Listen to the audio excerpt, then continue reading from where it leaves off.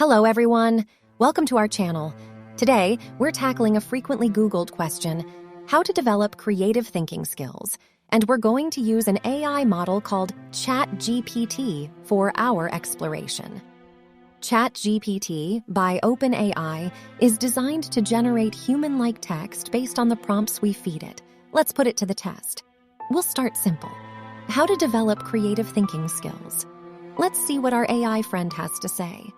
ChatGPT suggests embracing curiosity, challenging assumptions, and seeking diverse experiences. Interesting, right?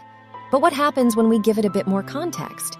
Now we're giving ChatGPT more detail about our situation. Let's see how its advice changes.